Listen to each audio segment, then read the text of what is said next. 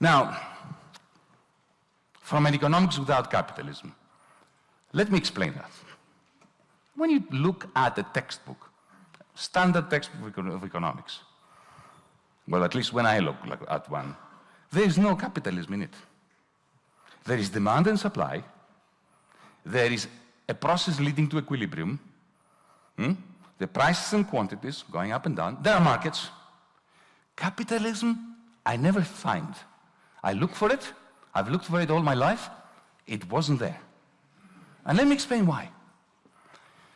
Even those of you who have not studied economics, you must have seen the diagram of the demand and the supply curve, right? Prices, imagine now, I don't have it on the board, thank God for that. The vertical axis is price, the horizontal axis is quantity, you have demand curve, downward sloping, upward sloping supply curve, and the professor says equilibrium is where they meet. That's where the price at which demand equals supply. Okay, very powerful visual tool, okay?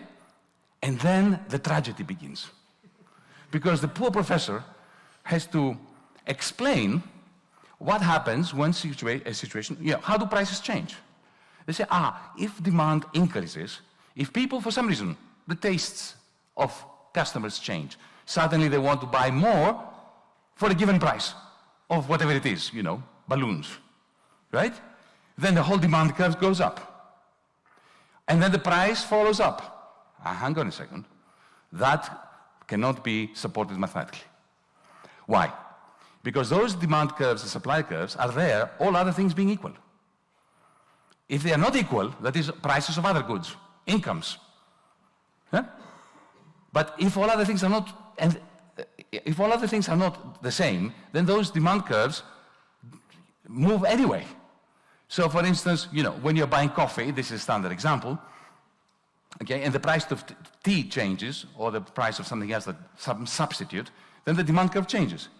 But if the demand curve for coffee goes up, and the price goes up, the price of tea will change. The price of tea will change, your demand curve will shift again. So it will be like a cat chasing its tail. So you can't tell a story about the change in prices in real time. So, poor professors, feel for them. They have to tell a story based on hypothetical reasoning. They have to tell you a story. Compare and contrast the two different sentences. Demand goes up and price follows. That involves time. You're not allowed to do it if you want to be correct mathematically. So what do you say? Okay, this is where demand is and this is where price is. Had the demand curve been somewhere else, the price would have been somewhere else. This is called comparative statics. This is all we teach students. But it's very difficult to tell them you're not allowed to speak in terms of time. So time does not exist in any of the microeconomics textbooks. In any of the microeconomics textbooks, anybody who speaks of time is wrong. Should be immediately either fired as a professor or failed as a student. Okay? So there is no time. And there is no money. Think about it. If you have a mathematical model of a system of n equations, and you have n plus 1 or n plus 2 unknowns, you can't solve it. If you have an economy, let's say, with two goods, machines and corn, to make it simple, then you have a system of two equations, and the unknowns are the two prices. Okay? Sort of manageable, especially if you have 20 equations and 20 unknowns. But to bring money in as a separate entity, you have to add another equation. So you will have n plus 1 equation, n plus 1 unknowns and n equations. You can't solve it. So that's why in microeconomics, in general equilibrium theory, money is impossible to add to the model. So there is no real time and there is no money in the economics that students learn. Most of them don't realize it because they talk about prices. They say the price of coffee. But that's not a monetary price. It's a relative price. How many grams of coffee do you get for one tea bag? But that's barter. That's an economy that is non-monetized. So all the economies in the economics textbooks that you get taught not just in this great university, but in every university, doesn't have time in it, doesn't have money in it. Doesn't have debt either. Because if you don't have money, you don't have debt. And if you throw debt into any macroeconomic or microeconomic model, you can't solve it. So you don't have money, you don't have time, you don't have debt, then you don't have interest rates, really. And you have no risk. Because if you have no time, where is the risk if there's no time? There's no unemployment. Unless you introduce it through the back door.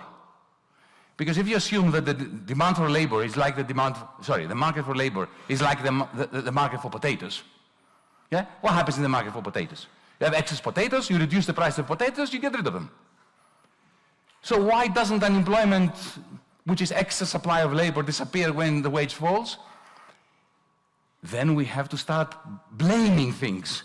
Because, in reality, unemployment perseveres, especially when the wages fall catastrophically, like in the Great Recession, like in the Great Depression, like in Greece.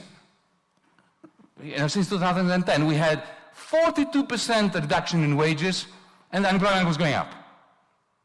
It doesn't happen in the market for potatoes. You never have a situation where the price of potatoes comes down and more potatoes are unsold. It doesn't happen. But if you are determined to model labor as if it is potatoes, then you have to say, it's the unions. The unions are resisting the reduction in the price. It doesn't allow the price of labor to fall, the wage to fall sufficiently, so it's the union's fault. And then, of course, the unions employ some other economists who say, no, it's the fault of monopolists. Because if you have monopoly or monopson in the labor market, you don't have a competitive market. So, it's a blaming game. So politics enters into the realm of bad economics. And you have bad politics and bad economics. It's not a good mix. One of the first things that students of economics learn is the ISLM model, the macroeconomic model, the simplest macroeconomic, beautiful diagram which explains the rate of interest, which of course cannot be explained microeconomically. So, you just assume that there is such a thing as a rate of interest. But in order to even do that then, you have to assume that investment equals savings, which is perfectly true in a barter economy. If we have no money, all right, what would the point be for a farmer to set aside corn and not eat it or sell it to be eaten? The only reason why you would want to set corn aside is to use it as seeds for next year's crop. That's investment. So by definition, when you have no money, savings equals investment. But what if you have money? Because there's no reason why you should assume axiomatically that money saved will necessarily be invested. You can just put it under your bed. Or, you can put it in Deutsche Bank. Very bad idea. And then Deutsche Bank can give it to Siemens to buy back their own shares. That's not investment. The price of the share of Siemens goes up because more of them have been purchased, but there's no actual investment, no new machinery, no new jobs, no seeds in the farm.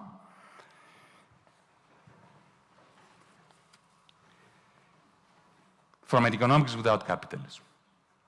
So we have spent the last 100 years in economics developing aesthetically superlative, beautiful models of general equilibrium. I spent my youth studying them in the same way I would go to the Louvre or to the Acropolis Museum in Greece to look at the aesthetic beauty of the artworks.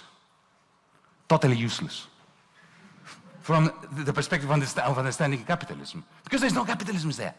There's no money, there is no time, there is no interest rate. It does not take into account the permanent disequilibrium in the labor market, the permanent disequilibrium between investments. So everything we teach our students is irrelevant regarding capitalism.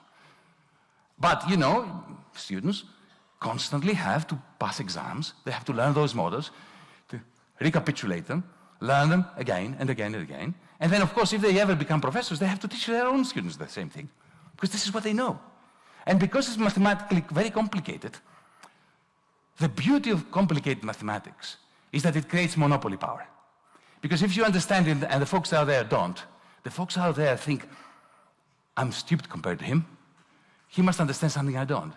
And in the end, of course, I understand nothing on the basis of all the complicated mathematical modeling I've learned. Because it's relevant to capitalism. It can't explain unemployment. But then, of course, I go on television and say, oh, Professor, what do you think about unemployment? Oh, it's the trade union's fault. It's the employer's fault. It's all rubbish. I mean, I may be right in what I say, but that will be in spite of the fact that I'm an economist, not because I'm an economist. Now, I'm not... At the same time, it is my strong belief that we have a duty to learn all these economic models. All of them. As long as it's pluralist. As long as we learn Keynes from the original, not the textbook, that somebody who didn't understand Keynes wrote. Yeah? Hayek, the neoclassicists. Why? Because each one of those theories fails to explain capitalism. But by studying them, we explore the limits of human reason. We come, crashing onto the wall of our incapacity to seriously understand the beautiful indeterminacy that is the capitalist beast. And when you study the neoclassical model, you hit one wall. You study the Marxist model, you hit another wall. You study the Keynesian model, you hit another wall. Hit as many walls as you can.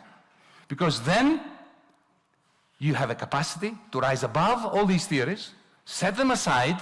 Your logic, your mind, your faculties will have been trained sufficiently, as long as you realize that the truth of capitalism is not in those equations, and you will have a capacity to then have maybe have a chance, an iota of a smidgen of a possibility of saying something sensible, which will not be provable.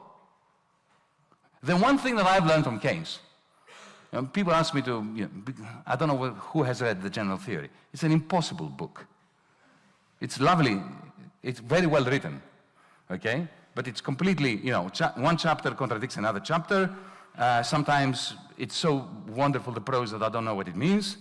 And one thing I've learned from Keynes, if I'm to sum up what Keynes said and what I've learned from Keynes, do you know what it is? We are damned if we know. We're damned if we know. We have no idea why markets fail. All we know is that they have a tendency to fail. And when they fail, we have to do something about it. And markets will not fix themselves. That is a celebration of the beautiful indeterminacy and horrific indeterminacy of capitalism.